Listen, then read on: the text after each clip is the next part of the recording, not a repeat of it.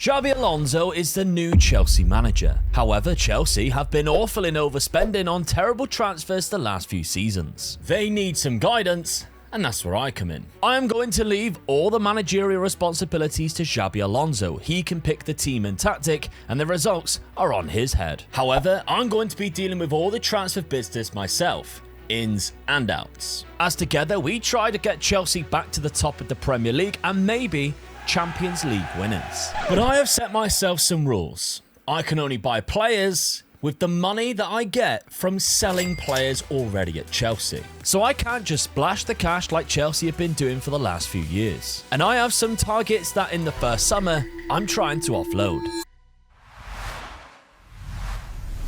My first task, of course, was to start raising funds, and with Tosin and Liam Delap's departure, who's leaving on a mandatory future fee to Forest, I raised 37.5 million. Another 4.6 million for Antwi to Manchester United. But what followed was just more smaller transfers that wasn't really boosting our bank balance. And I had a specific target that I really wanted to pick up this summer, so I kept selling players. Then Mikhail Mudryk went to Manchester United for 14.25 and Axel Dasati to Al Ahly for 6.25. And with a few more smaller transfers going out, we raised £70.8 million to spend. So we put in a £66 million bid for Victor Osimhen, which was accepted. He obviously wants to be the star man, which I'm sure Xabi Alonso would agree to, and he wants to take the penalties. Again, let's hope Xabi Alonso agrees with that. But the initial contract request of 825 grand a week is absolutely obscene. Thankfully, after some tough negotiations, he agrees with me and nearly half the amount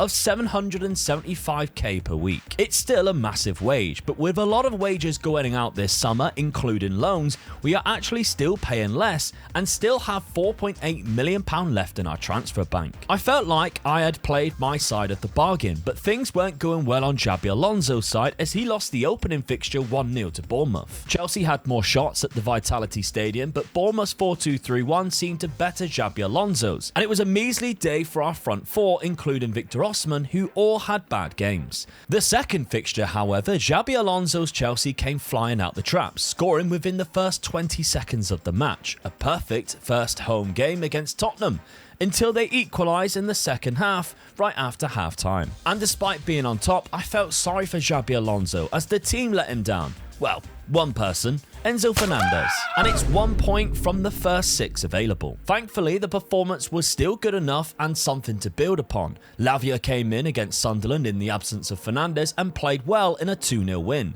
And after a midweek cup win against Norwich, Xabi Alonso celebrated his best performance yet against Chelsea legend Frank Lampard, whose Coventry side lost 5-1 to us, where Victor Osimhen finally scored his first goal. With the transfer window closed till January, my job was done for now, and it was over to Xabi Alonso, who celebrated 4 wins from 4 in September, including a tricky tie at Ellen Road, and had an amazing 5-1 win against Brighton with Victor Osimhen's brace. He scored again against Forest in October during a 4-1 win at Stamford Bridge, but the new manager will be kicking himself at St James's Park as Chelsea blew a 2-goal lead to draw 2-2, an October finish with Chelsea exiting the Carabao Cup 4th round thanks to Bournemouth. Cole Palmer picked up 2 goals in a win against Ipswich, but that's when the unbeaten run in the Premier League came to an end, as both Everton and Arsenal gave Xabi Alonso 1-0 defeats. However, the month did end with a good 1-0 win over Aston Villa, as the red card earlier in the season was now all forgotten thanks to Fernandez's equaliser. The trouble was Chelsea were still miles off the top 3 of Arsenal, Liverpool and City,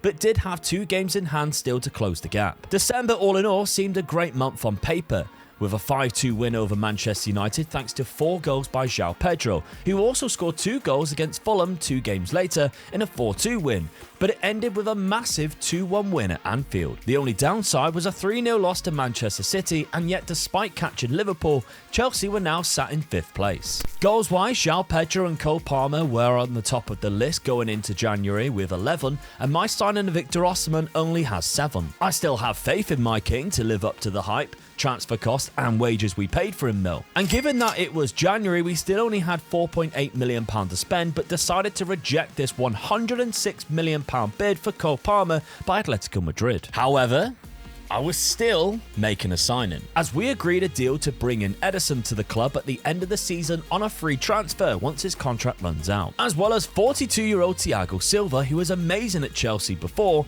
so I thought it would be a good role model to bring back. In January, we finally got our own back defeat in Bournemouth 2-1 thanks to João Pedro's 95th minute winner.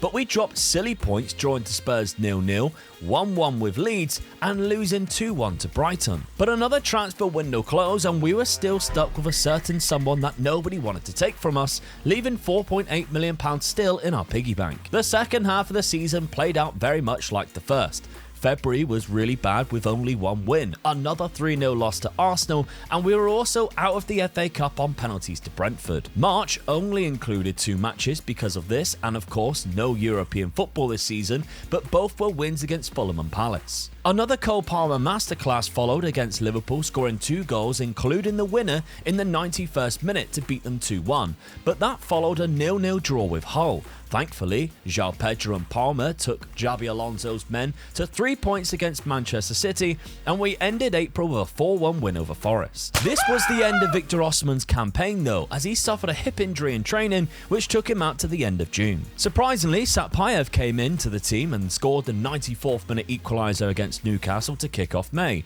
which then finished with wins both over Ipswich Town and Brentford. And Xabi Alonso's first season in charge, albeit a quiet one, finished in 4th place, only because of goal difference after accumulating 79 points. And even though there was £54.5 million in the transfer budget, I still only have £4.8 million until I sell any more players. And you know who I'm targeting to go most. After assessing the squad, I still wasn't quite sure what position I would be targeting. Once, of course, I managed to sell players to make some money. But straight away, Manchester United came back with a £30.5 million bid for Badiashile, who only made 13 appearances this season. Another departure followed after him, as I decided to sell Robert Sanchez for £12.5 million to Aston Villa. Which was a weird one, because Robert Sanchez had actually played 9 games in the Premier League, and it seemed like Xabi Alonso couldn't quite make his mind up on what goalkeeper he wanted to use at the start of the season.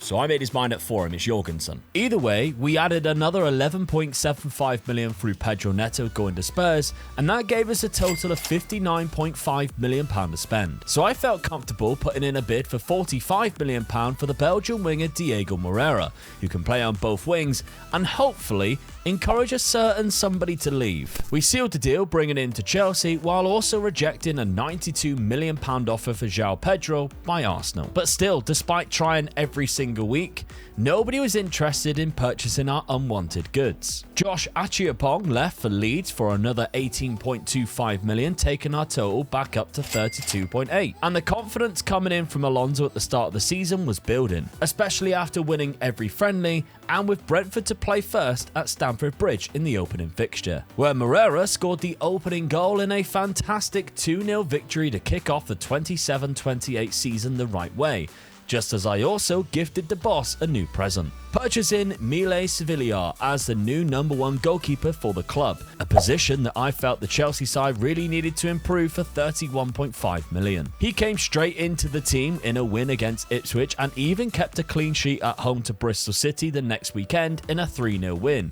but this followed a devastating 1-0 loss to Tottenham once again to end off August. What a start to September, however, as the transfer window closed. Xabi Alonso's men dumped Wolves out of the cup, then beat Newcastle at home 8-1, followed by 2 wins in the Champions League against Napoli and Bodo Glimt, which was either side of Victor Osimhen's brace at Anfield to secure a 2-1 win. October though, not quite as good. A 3-1 loss at Old Trafford, a 0-0 draw to Brighton, and 2 more losses to Arsenal in the League and Carabao Cup, which meant Chelsea slid down the table below Arsenal after game week 10. December was inconsistent. Xabi Alonso's men suffered 2 draws and 2 losses in the Premier League, including Newcastle getting their own back, winning 3-2 after being 2-1 down. But the month ended with Cole Palmer scoring the only goal at the Etihad on Boxing Day, with a 4-3 win over Villa on the 29th of December. Sitting in 5th place, Xabi Alonso is not exactly lighting up the Premier League with innovative football just yet. And of course, after buying that goalkeeper, I have next to no money left, just £1.3 million in our piggy bank. It was January, so the opportunity to sell Enzo Fernandez for £126 million was tempting. Meanwhile, Nicholas Jackson was going out on loan to Barcelona, but with only an optional future fee. With very little money, I still signed Cabell on a free transfer for the end of the season. Sevilla has been good, but Cabell could be great. But then PSG just kept coming back for Enzo, so I negotiated and agreed on a £137 million move to France. So within 10 days, we got a £117 million move for Xavi complete from Barcelona. Another world-class midfielder, slightly younger than Enzo, and more to Xabi Alonso's style, I feel. And we desperately needed something because our form in January has been abysmal. Another 2 losses followed, but the end of the month came with a taste of victory again, with a 2-0 win over Liverpool. The pleasing part at this point of the season was that the new signings have been performing. Victor Osimhen is the top scorer with 20 goals, and Moreira and Ederson are having good seasons too. There's still a lingering smell around though of somebody who doesn't quite know when it's time to leave. Another positive is Xabi Alonso winning 6 games in the Champions League phase and avoiding the knockout playoffs. Thankfully, February was a much better month than January for Xabi Alonso's men, with only a minor hiccup drawing 0-0 to Everton. 4 wins, including a 2-0 away win in the round of 16 to Napoli in the first leg of the Champions League. March had just 3 matches this season, another 0-0 to Palace, but 2 wins against Napoli, which finished 5-0 on aggregate, and a 2-0 win against West Ham with a heavily rotated side. A loss on April the 1st was no April Fools though to Aston Villa, and Chelsea were struggling down in 7th place in the Premier League table. What's also a joke is that 34% of you have decided you're still not willing to subscribe yet. And while you ponder over that decision and why it's wrong, Xabi Alonso prepared to face his old side, Real Madrid. A trip to the Bernabeu wasn't a friendly return, as Kylian Mbappe and Vinicius Jr. made sure Xabi Alonso wasn't welcomed back with open arms, scoring the only 2 goals of the game. City defeated Chelsea in between the quarter-final tie with Real Madrid 2-1 after Victor Osimhen had given Chelsea the lead within 5 minutes.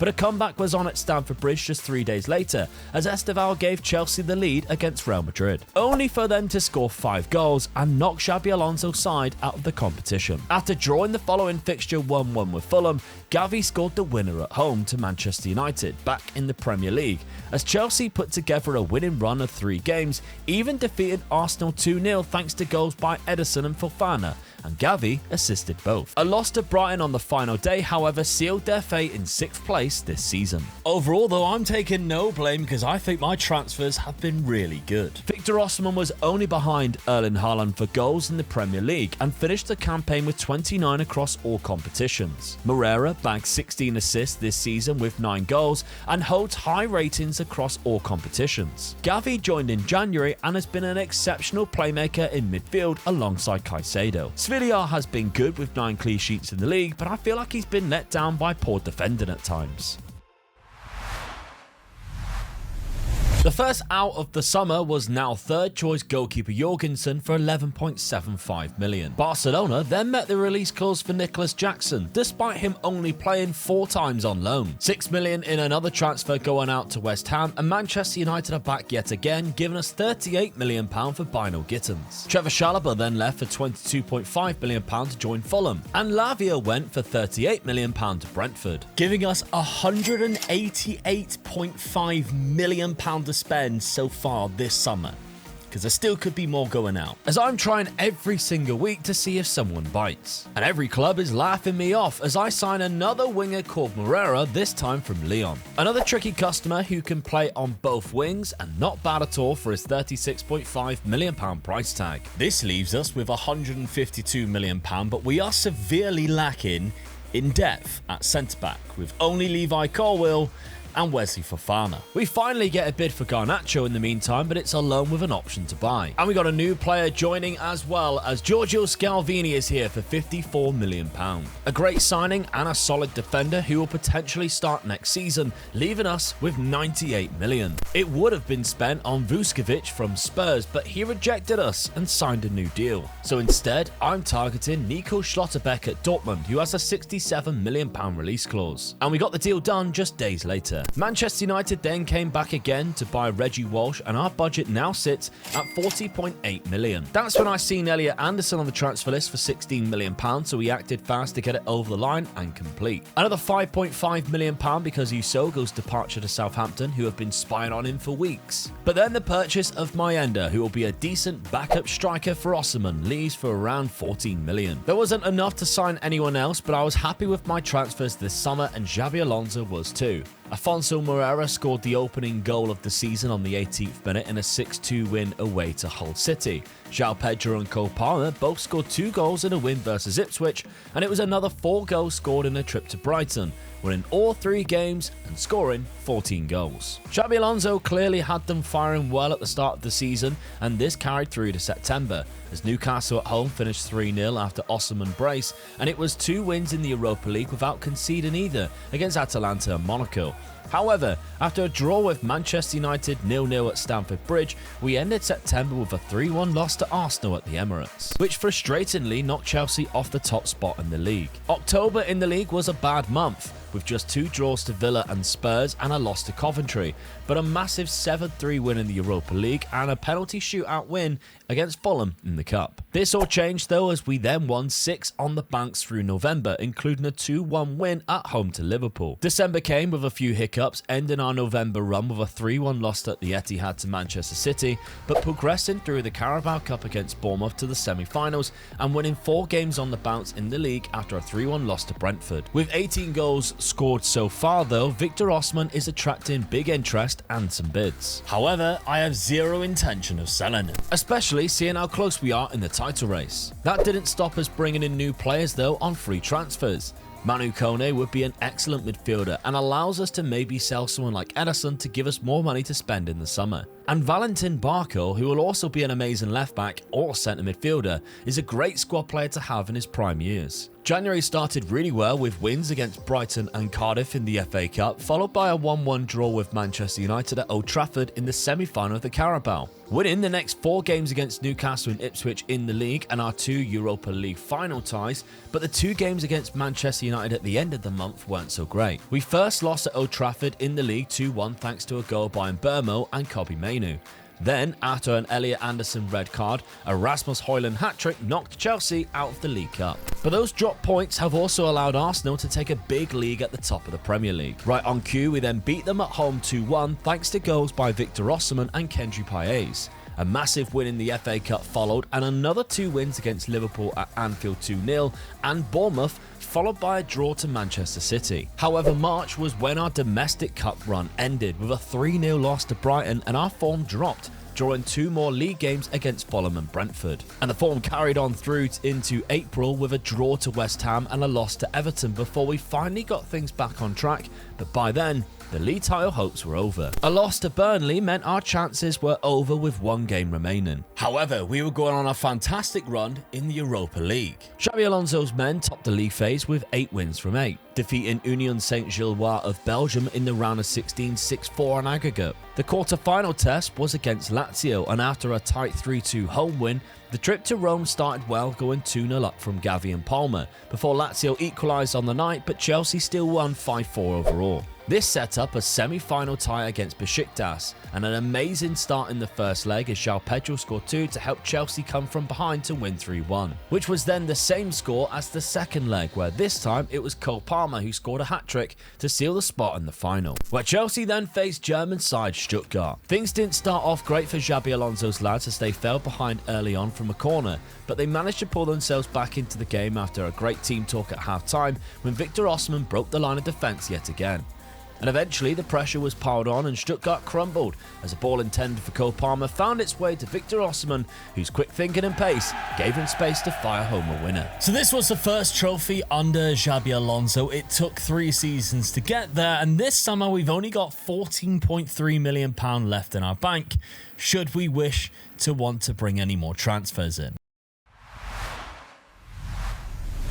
It was hard to see where we could improve this summer, especially with the amount of goal contributions our front line provided. But with Barco coming in, we could sell Cucurella to Atletico Madrid for £42 million using Hatta as our backup. This gave us £56 million, but we are still unable to get rid of certain players hanging on to their long contracts. We then sold Mayenda to Wolves for £30.5 million, but signed Warren Zaire-Emery for 55, meaning we still have 31.8 remaining. And what a player we have for Xabi Alonso too, another world-class midfield option to pick from. And because of that, PSG wanted to buy Edison from us for £33.5 million. But the stupid mini transfer window shut and the transfer was cancelled, but he eventually did leave a day later for £28 million. And so with just short of £60 million because we lost that £5 million, we brought Dean Huijsen in from Real Madrid for 49, leaving us with 10.8 to spare. With bids still coming in for our fringe players, I'm still so shocked at how little interest there are in others. We sold Omega for 14.75 million and Andre Santos for 3.5, and we finally found a club for Garnacho with a loan to buy option. I'm at a point now where I have 30 million to spend, but I just don't know where to spend it. The team is stacked full of depth, experience and young talent bursting through. After losing 3-0 to Arsenal in the UEFA Super Cup, the league campaign began with 2 wins against Bournemouth and Newcastle. We kept the run going through until a bad 1-0 loss against Everton and ended September with a 0-0 draw to Spurs. October would have been 100% perfect if it wasn't for giving up a lead twice against Brighton to draw 2-2,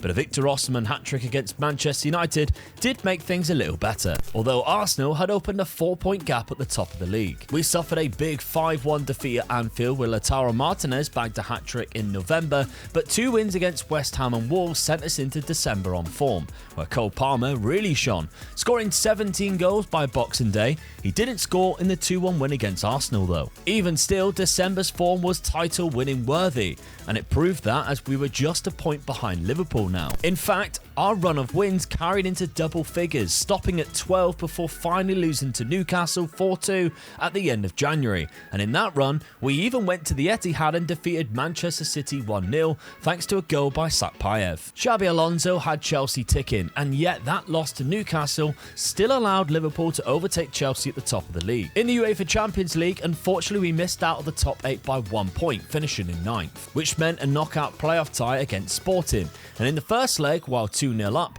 we crumbled and Sporting pulled it back level with a 91st minute equaliser in Portugal. However, the second leg at home, with the match poised yet again at 1-1, this time Chelsea took the lead and Gavi scored an 87th minute winner to send us through to the round of 16. This unfortunately put us against Arsenal, and Xabi Alonso's men came back from the Emirates with a 2-2 draw. But the confidence of winning the home leg was crushed by a damning 2-0 defeat, and it's out of the Champions League this season. February and March was also very inconsistent months in the league and the FA Cup. Newcastle eliminated us from the 4th round of the competition, beating us 2-1 at St James's Park, and Southampton ended the month beating us 1-0 in the Premier League after we started February beating Tottenham with the same result. March started with yet another draw against Arsenal, a win against Aston Villa where João Pedro scored the only goal, and a 2-2 draw to Norwich as they equalised off the back of a Reece James red card. And yet we were still clinging on to just a point behind Liverpool. Once again though, Xabi Alonso rallied the troops and got the team flowing again, picking up the next 2 wins. And while he was doing that, our old striker we sold to West Ham scored the winner in a 1-0 win over Liverpool, giving us top spot in the title race with 6 games remaining. We knew we had a game against Liverpool coming up in the penultimate match, but didn't anticipate dropping points to Fulham.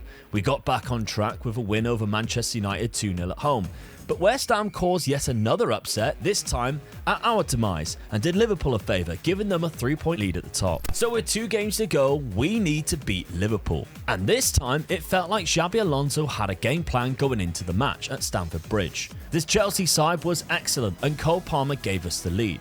Soon after, it was 2, and Cole Palmer played a part in it again, as Moreira's shot flew into the top corner. In the second half, Liverpool tried to drag their way back into the game, but Xabi Alonso's side simply soaked up the pressure, and Victor Osimhen punished them for a third. So all we have to do on the final day is match the result of Liverpool to win the Premier League. The trouble was, the final day was an away fixture to Brighton, although Liverpool were at home to Tottenham. However, we got underway in the perfect fashion when Scalvini scored in 7 minutes, followed by Moreira on the 24th. And from there, we dominated and Xabi Alonso's Chelsea were on fire, scoring 2 more goals before half-time through Esteval and Victor Osimhen, with former Brighton man João Pedro scoring a 5th in the second half. But the challenge was finally complete. I had sorted out Chelsea's transfer mess, offloaded so much wasted talent, and only signed players using the money made from sold players. While Xabi Alonso took a while to get this Chelsea side going, but eventually stands as a Premier League winner. On screen right now is another video where I tried to win the Champions League with a completely random club using a massive spinning wheel. Go check it out.